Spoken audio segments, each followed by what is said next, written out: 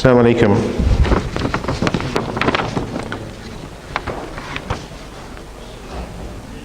Alhamdulillah. Nahmaduhu wa nasta'in wa nastaghfiruhu wa nu'minu wa natawakkalu alayhi wa na'udzu billahi min shururi anfusina wa min sayyiati a'malina. Wa man yahdihillahu fala mudilla lahu wa man yudlil fala hadiya lahu.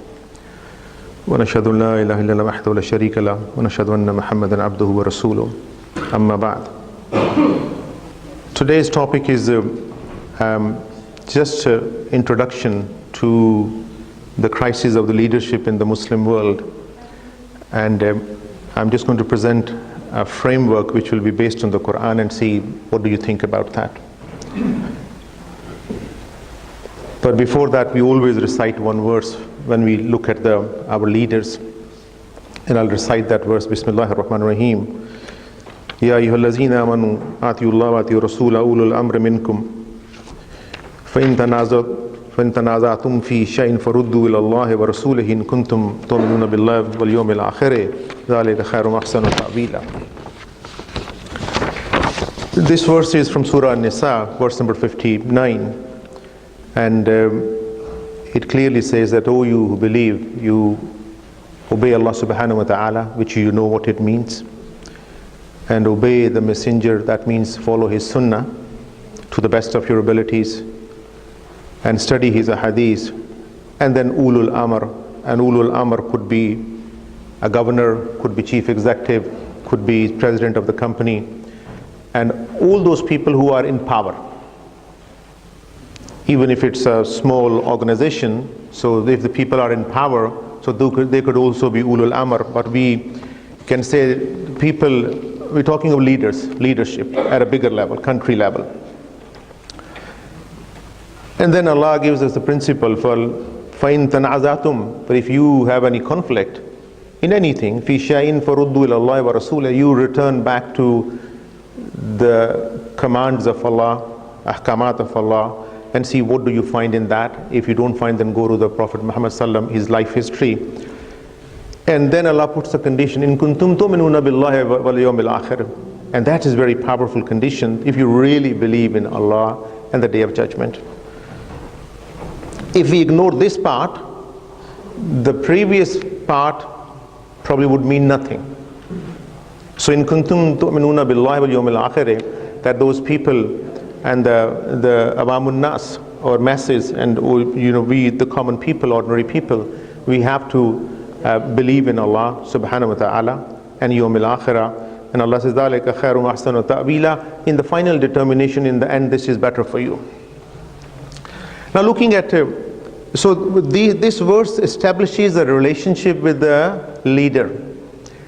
So we have a relationship with the leader, and leader has a relationship with us. So we're not discussing because we don't have any relationship with him. In reality, the leadership has a relationship. Currently, if you look at the world situation now, so we have a crisis of leadership. And I'm talking of a moral leadership. Muslim countries have a bigger crisis because we want to talk of a moral leadership. We also talk of the competence of the leaders, and competence is also an issue in the Muslim countries. The modern leader in the Western world is like a celebrity. They're living a 7-star life. They got immunity from a lot of things. And no wonder, and their self-esteem is very inflated, and they present themselves as very pompous, and sometimes things can go wrong. So the leaders are not really in touch with the public.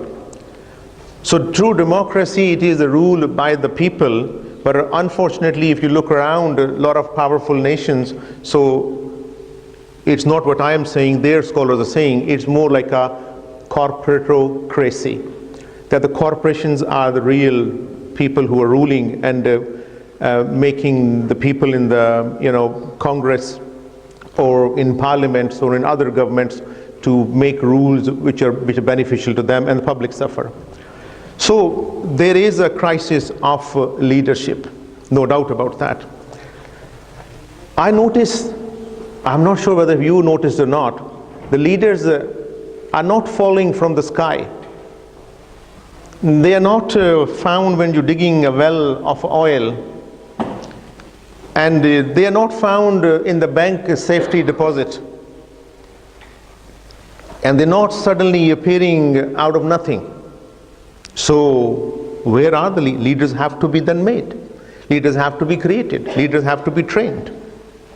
You look in the Muslim countries, leave the Western countries, there are countries, we have made an atom bomb, nuclear bomb, true or not? We have police, it's an institute. We have armies, that's an institute. We have a lot of thousands of universities and colleges and madrasas and primary and secondary schools and so many organizations, so they are institutes. Have you ever heard that the Muslims have ever considered or made an institute of Muslim leadership and prepared and developed the leaders there and select from the, have you anybody heard that in any Muslim country? So that's what my proposal is today. Because we have another function, soon after 8 o'clock, so some people have to go, so it's just a framework. So leadership is my extreme kind of passion, other than the conscious thinking and the human behavior and looking at the Quranic verses. So this is only an introduction to the framework. If we do make and propose a leader, and we have an institute of Muslim leadership all over the world, and leadership means that it should be nourished to such an extent that I'm going to use a word, the Muslim government should open the mouths of their treasures. Saudi Arabia and all the rich countries, they should pour not millions, maybe billions of dollars, but we establish that institute of Muslim leadership, because they are not simply produced out of thin air, and we have to consider that. So from every country, if we have only 20 people between age 20 and 40, or 25 and 40, or maximum limit could be 45 in age, and there should be 2 or 3 years of a program where they are developed. We're not making them scholars, or not making them the religious imams, we're not making them into mullahs, but we're making them, we're developing them as a human being so they can take us forward.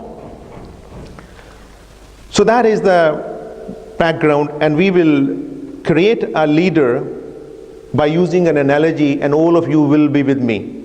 But before that, I tell you there are two types of leadership. One is the moral leadership, which I call a bright side of the leadership, and one is the dark side, which I call is immoral leadership. It is not about any country, but it's just a theoretical knowledge. The bright side of the leadership is a leader. I looked at all the leadership books and theories, and everybody say that the first two qualities of the leader should be what? A sadiq, well, Ameen, and you know that. So we not go into details. It has to be a truthful one and a trustworthy one, and the other must be intelligent, must have a courage, must have a discipline, and must have a humaneness, and must be a servant of the public, and he should strive to be just and have knowledge and wisdom, and understand the feelings of people, which we call empathy. This is the minimum bright side of the leadership. If leadership suffers from a darkness, so the dark side of the leadership is, I summarized into 7 P's. P for Pakistan. So if you look at the dark side, then you should look at the 7 P's. The first P is, if the leadership become dark and immoral, the first thing is, it's politics. First P for politics. That those leaderships, they play politics.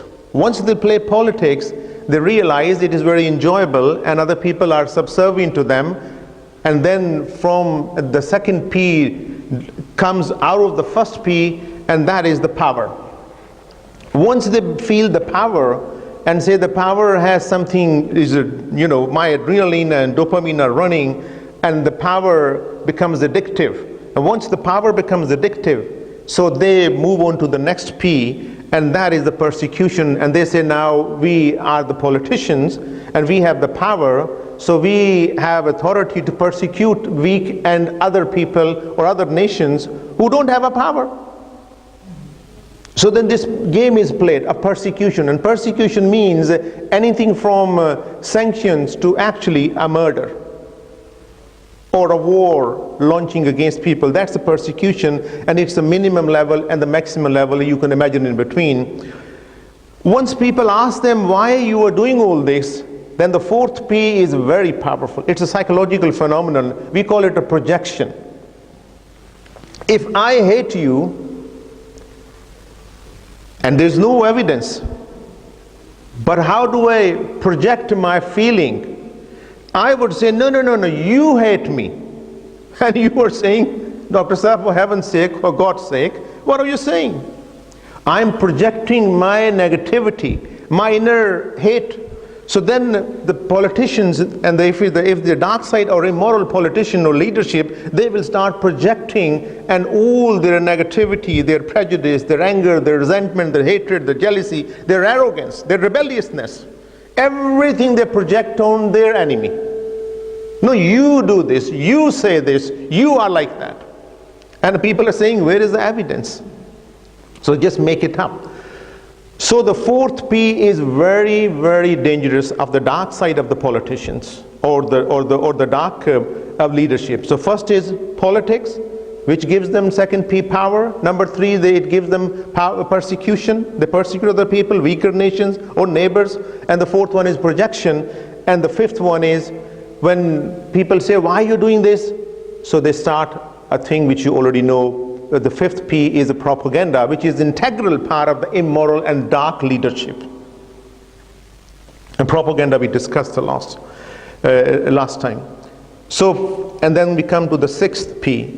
By this time, the politician or the political government, because the political governments, like a human beings, can become ill and sick. You can have a flu or a cold or a liver disease or a heart disease or a cancer. The institutes, the governments can also become sick exactly like patients or human beings, because they can have a mental disorder, they can have schizophrenia, they can have depression, they can have hypomania, they can think very high of this, then they become very grandiose, and they can also suffer from psychosis.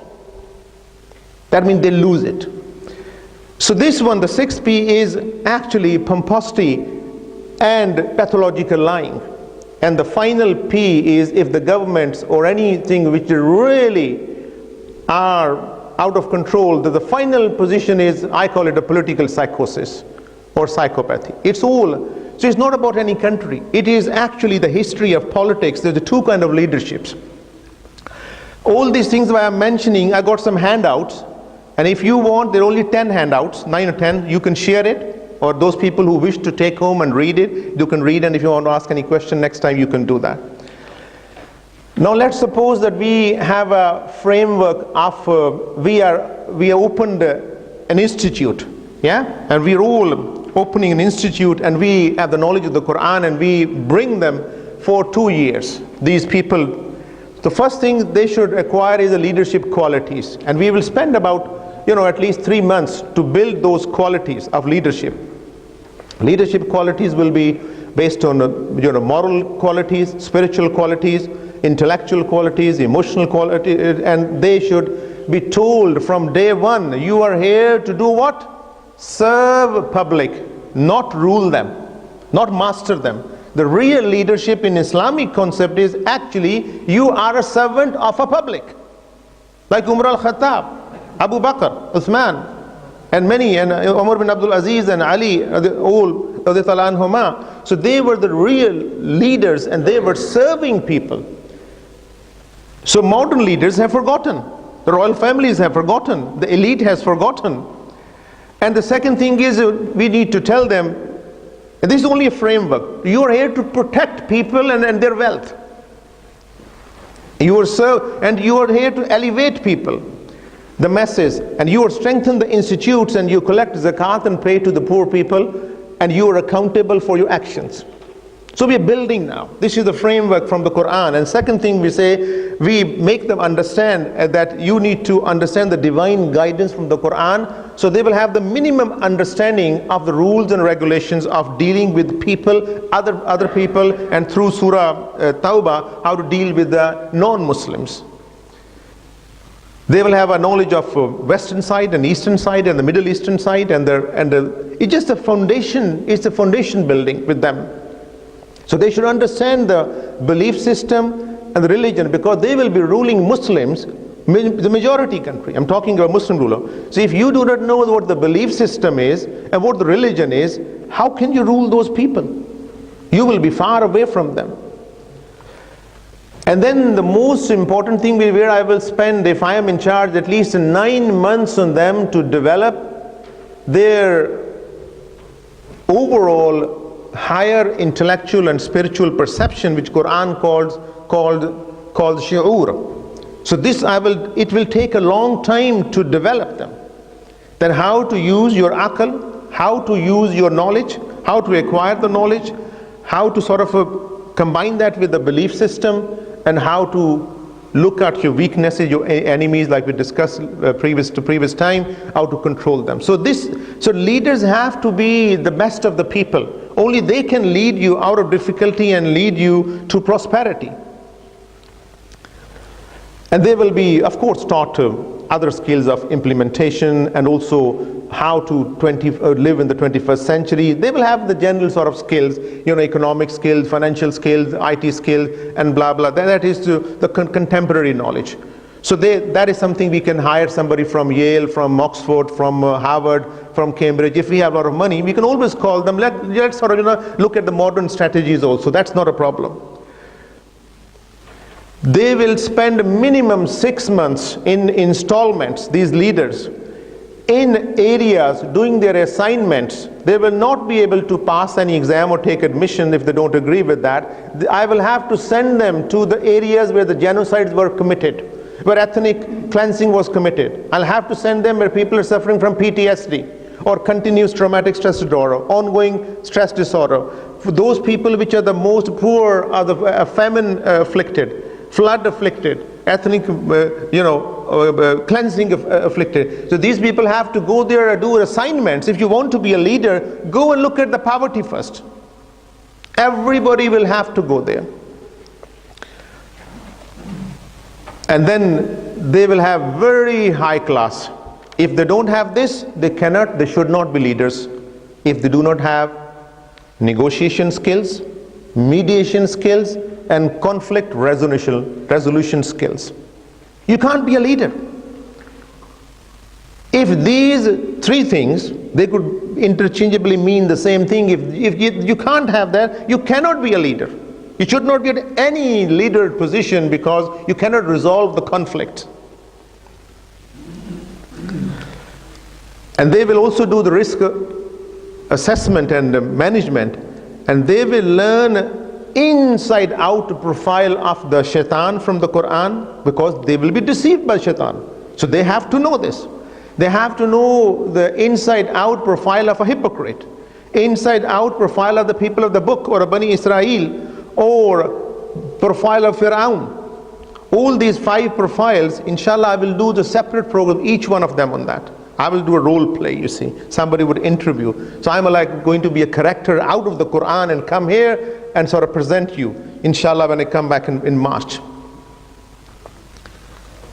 And they should also know the distinctive features of the Islam. This is, hifz maratab and amr bil maruf nahy anil munkar, all these sort of things. Now, how do we develop these qualities? Imagine, now you're all with me. You're not going to sleep away. I'm not going to allow you to yawn. Young people, you're also going to participate. Imagine that leader is like a fortress. Ek qala hai. Huge fortress or a huge building. And the way we build this fortress are actually the qualities of a good leader. Shall we start that? What is the first thing we need? The first thing we need is a vision. Why do we want to do this fortress? Because fortress, imagine, is the leader, and we are all masses living inside that fortress, and the leader is looking after us. And that fortress is actually a country. But we're going to build up a leader's qualities by building up that. So first thing, what do we need? A vision. Who will do that? We will have a designer, we will have an architect, and let's suppose the design is all done, it's beautiful. What does the design show? What does the design shows? Willpower. So the design shows what? A willpower. So the first thing is, this leader will have a willpower. Now we're going to make the foundation of this fortress. What shall be put in the foundation? And imagine this fortress is actually a leader. If you have authority, what sort of foundation you will put in the mind and the heart and the brain of the leader? What should be in the foundations? Because if foundations are shaky, the whole building is shaky. The whole nation is shaky. If we make this leadership college, Muslim leadership college, what should be in the foundations? What will you put it there, Ishad sir? Young man, Ashraf, anybody else? What will you put in the foundation? The belief. Okay. Honesty. Honesty, yeah? Kindness. Yes.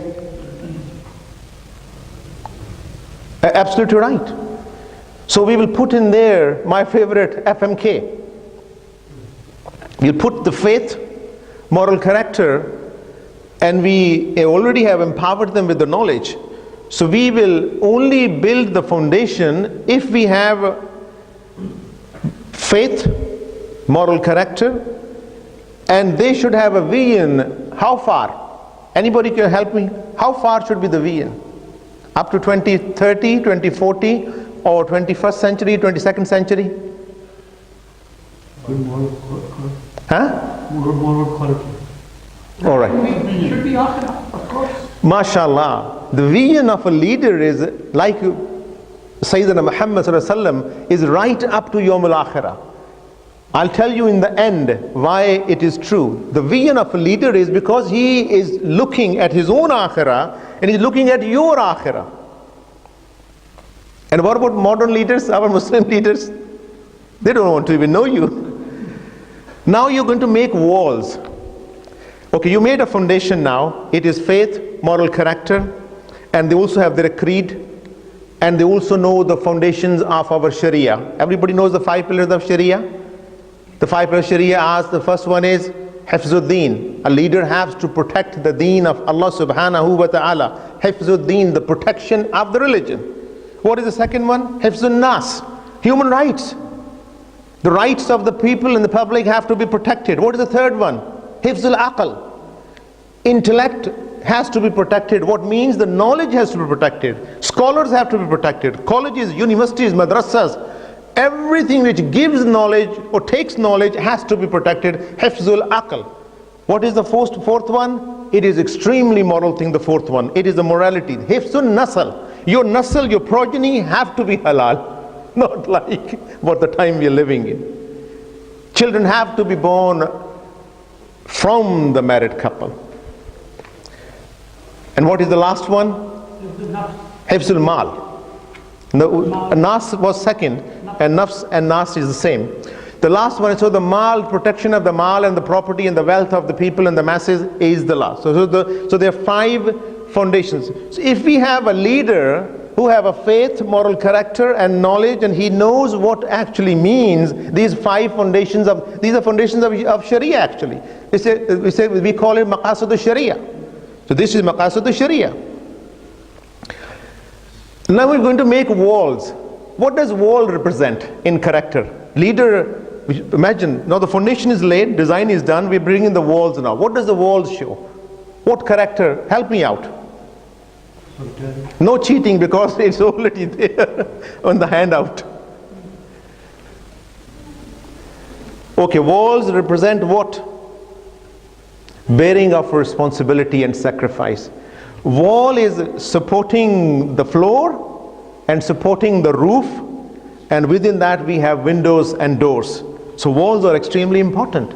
So walls are providing a surface. So this leader we're making, the walls are representing that he's taking responsibility.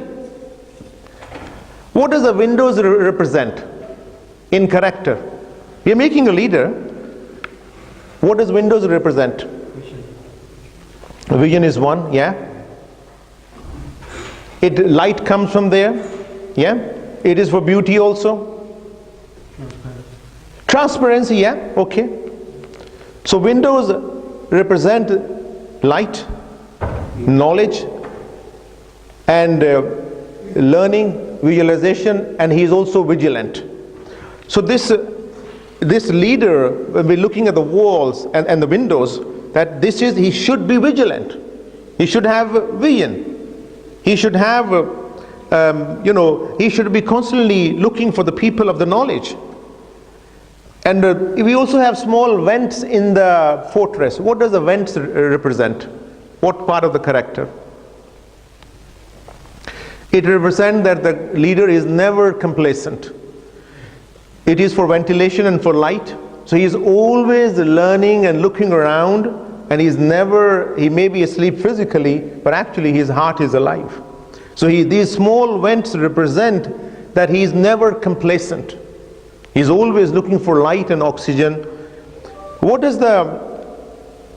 Then we look at the kitchen. We made a kitchen. What does the kitchen represent in character? If we have a good leader, what does the kitchen represent? Yeah, so he is responsible for all the resources of the country. So what is he supposed to do in the kitchen? To waste it, be extravagant, or save it for the rainy day also? So we need to have a leader who also should have a vision, like this example, analogy of a kitchen, that he is going to not waste any resource. If he wastes, you see, he should slap himself. Because you're answerable to Allah subhanahu wa ta'ala. We're building a moral leadership in the Muslim countries, and it's possible. Why it's possible? Because we already have thousands of institutes. Why can't we make this institute? And he's also going to feed people, and that also means the just taxation. Now we are going to build a bathroom. What does bathroom represent in character? So this is a leader, we're building a leader. So he's going to get rid of his foulness, his bad habits. Every day he's going to reflect on it, and he's going to cleanse himself and go for repentance. That's what bathroom represents. And that's what we need. What does the plumbing represent in character? It's the water flowing all around, under, side walls. What does it represent? It is important.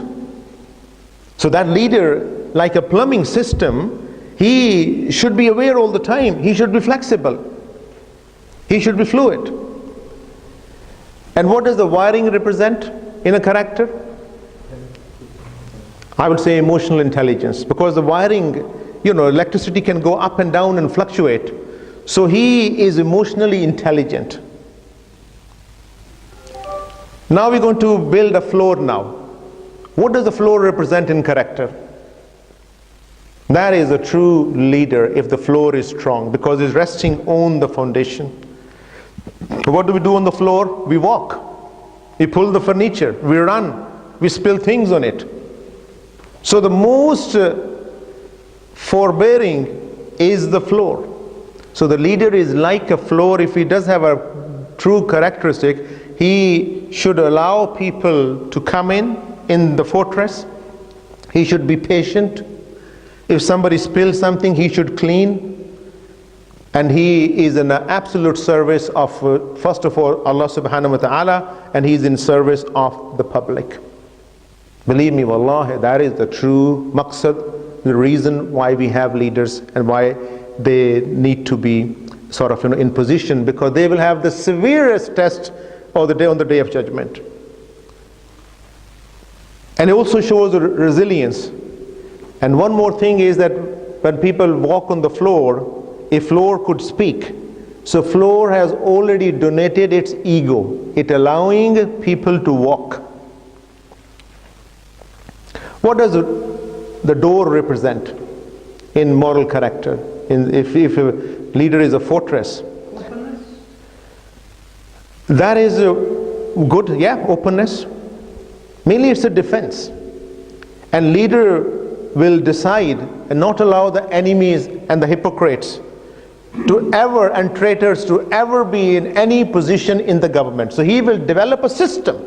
He will have the first strategy. If you become a leader in any Muslim country, the first strategy is what? Anti-traitor, or de-traitorization, or de-hypocratization. The first strategy you make is actually to make sure none of the traitors should come in the public service. If you don't have that sort of a vision or a mindset, or the people around you, then you should resign and go home and pray to Allah, Ya Allah, I have failed. And these things are not alien. I'm not talking of something which you not heard. But what is happening in Muslim world? So our leadership is in complete shambles. What does the roof represents? It represents the protection of resources, protection from natural disasters. And he will build, your dams, he will have all the weather warning system, and so on and so forth. And now the fortress is complete, but there are gardens also. What does the garden represent? A good leader. He will meet the public. He will invite he will maintain the gardens. It is a beauty. A true leader will smile, will have all this embellishment. And he will show his moral tools and moral character to other people, and he will be nice. And how miserable our leaders are, apart from few I can count. So no wonder. And in the fortress, we have a staircase going up. What does staircase represent? Shahid Sahab? If he's a good leader, what does the staircase represent? We're almost finishing now. The true leader, wallahi, like the Prophet Muhammad, he would elevate people. Opportunity, yeah? Yeah. So he will not discriminate. There will be no elitocracy or lotocracy or whatever you call it in our language. It will be on merit, meritocracy, and he will elevate people. A good leader, one of the biggest quality is that when you meet that person, you actually feel elevated. And there will be furniture, that will be his generosity, you see. He will not be miserly, he will welcome poor and rich people and sharing resources and wealth. Now the last thing in that house he will have is a private chamber. What do I mean by that? He must have a more than bedroom. This private chamber will be his library and his prayer room, and that is heart and mind. He will reflect in that room, he will pray in that room, he will repent in that room, he will cry and ask Allah for, and he will have a strategic consultation in that room. And this is always a private library or a prayer room. Otherwise, it is impossible for you to be a leader. There is a Chinese, a very famous book written, Art of War, by Sun Tzu or Sun Tzu. And it was 5th century BC. How did the Chinese enable to have that manuscript, which was, according to their sources, was 100 years before the coming of the Jesus Christ? Peace be upon him. Anyway, this is only historical fact. I'm not a witness. He says about the leadership, and he wrote this book, Art of War. And it's a beautiful wisdom-based statement, and it's really interesting what he said. And it's very true. He said, the first characteristic of virtue leader should have is intelligence. And the second is trustworthiness. And third is humaneness. Fourth is courage. And fifth is discipline. He says, if you use intelligence on its own without other things, you will create rebelliousness in people, because you will call them foolish and stupid, and you will become arrogant. Secondly, he said, if you are only going to be lovey-dovey and use your trustworthiness with the people, so it will result in folly, and folly means foolishness and stupidity, and people will take advantage of you if you only use on its own. If you're only using humaneness on its own and not using other 4 qualities, you will create a weakness in your system. And if you only use courage, and the courage will lead to actually oppression. It will lead to oppression. And if you only use the discipline on its own, like an army people, it will create cruelty. He said all 5 virtues, which is intelligence, trustworthiness, humaneness, courage and discipline, must be used in combination when and where they are required. And when these 5 virtues are used appropriately, we will have the best leader, and it is still true.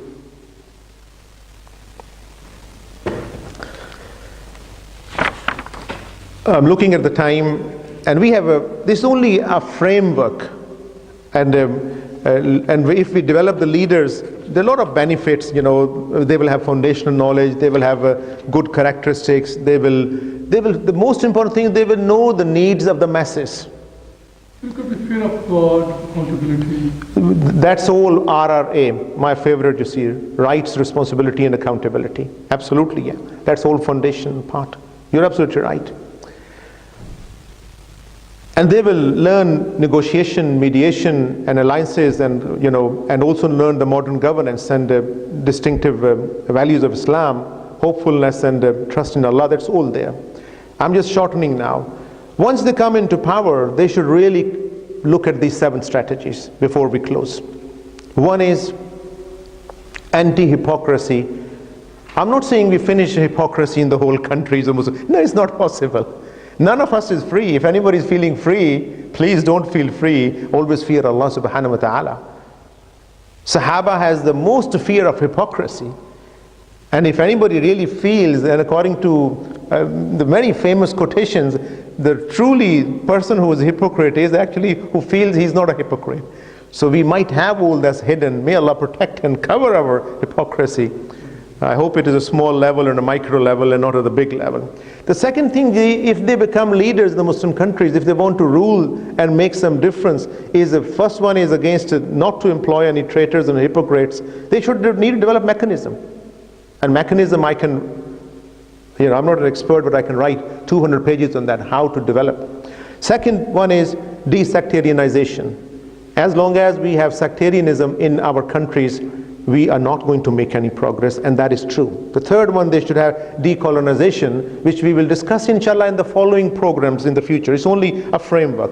Decolonization means that since we have been ruled by other people, our minds and hearts are still colonized. We don't realize. And the fourth thing is they need to do a deconstruction of our education system and reconstruct it.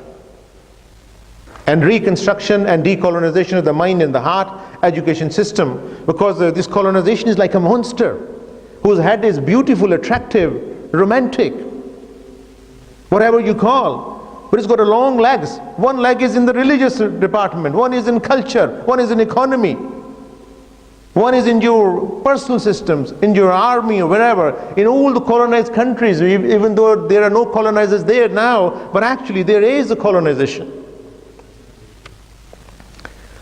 And the fifth strategy they should make is they should really become really obsessive about the most powerful and strong institutes. As I said before, the world is, the ruling is, and the power is with the institutes. And the fifth thing is they should continue the leadership program. And the last is they should look at the Quranic and how to have a social justice. So this is the framework of the leadership. I hope this is only a very, very basic, I'm touching a skeleton. And on each of these, I can do 3-4 more programs so that we can, this is like a macro focus, we'll do the micro focus. So the key points are, our fortresses in our countries, they're all cracked. Their foundations are all destroyed. The buildings are floppy. The roofs is leaking. Our bathrooms are clogged up, our windows are broken, and that's our leadership, unfortunately. And as I say, the second key point is, like human beings can become sick and ill, the institutes can also become sick and ill, and they can suffer from a mental disorder, a physical disorder, financial disorder, and a cancer also. And a cancer is that when there's no solution. So Afghanistan, if you look at the government institute, it's a cancer. So that cancer has been given to Iraq now. The cancer has been given to Libya now, where there's no institutes, because you would not allow the institutes to be formed. So that is the part of the dark leadership, where people have addiction of power and they're persecuting people. The third thing is we need a bright side and moral leadership. And we also need to create leaders who are skillful, and when they go and talk, and they're not combative, they're non-combative. Now look at our leaders, and everywhere you talk to any, whether it's a religious scholar or a secular scholar, they're ready to fight. But I tell you, we need to create, and if I am sort of teaching those new leaders, I would sort of, tone their emotions down and say, no, you need to control it.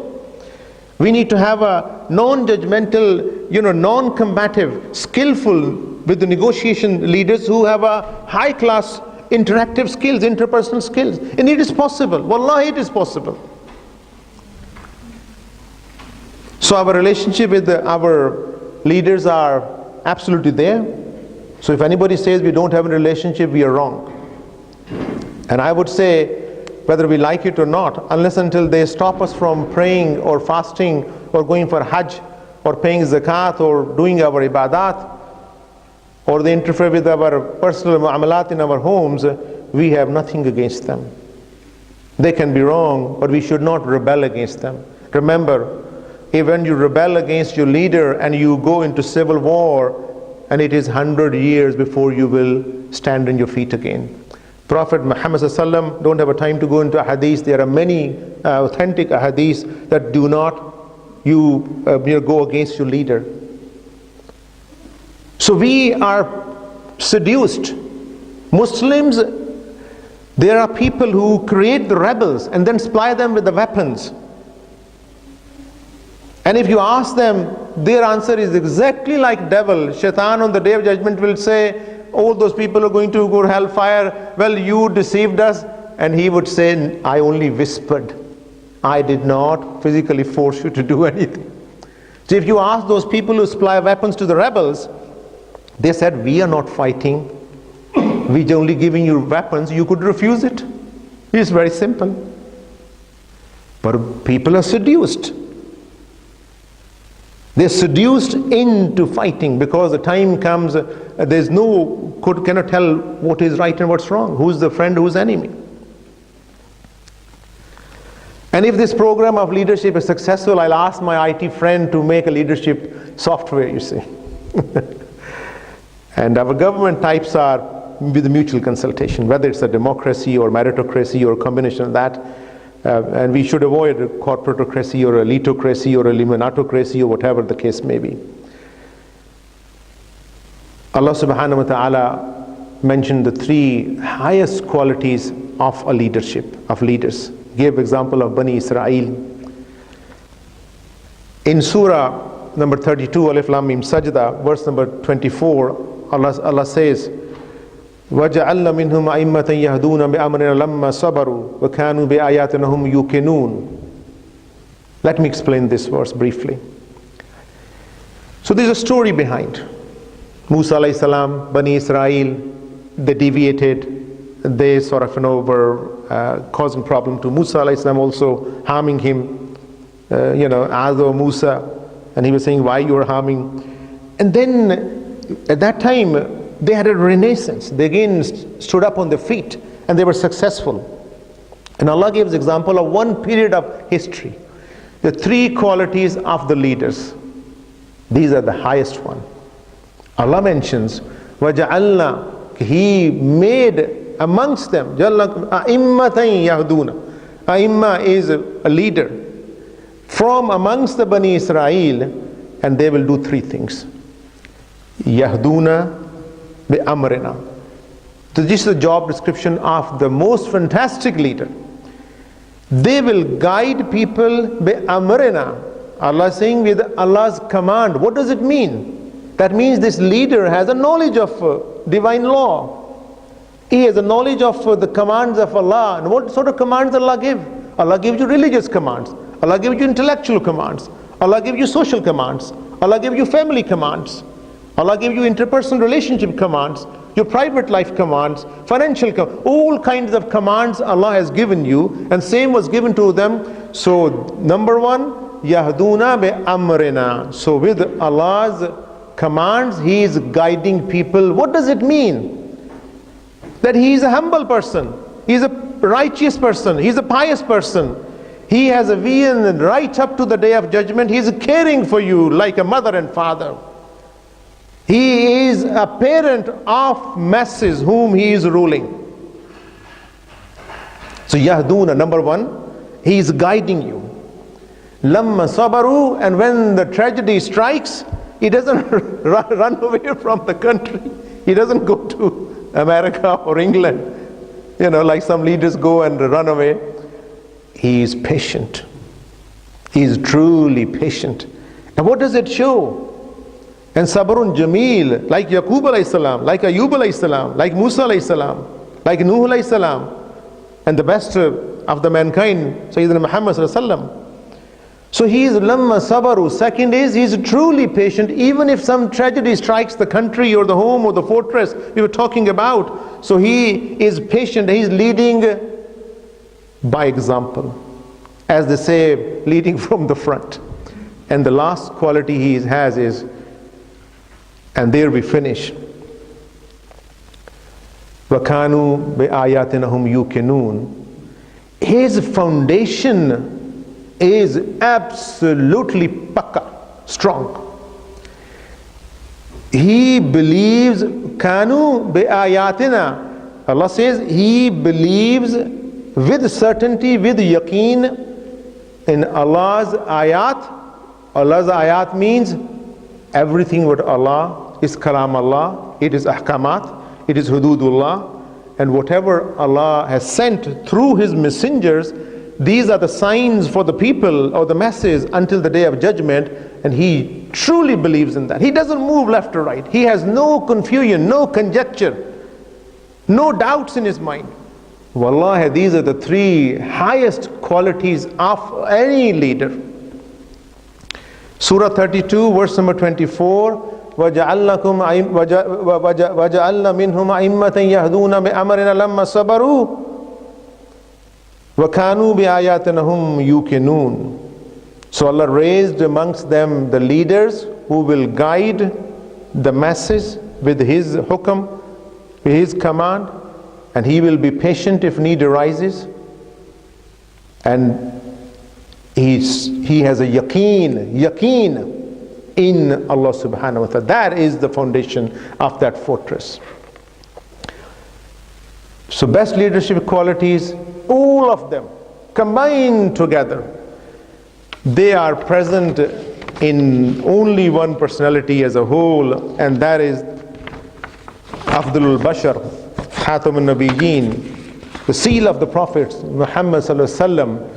I believe in that. Do you believe in that?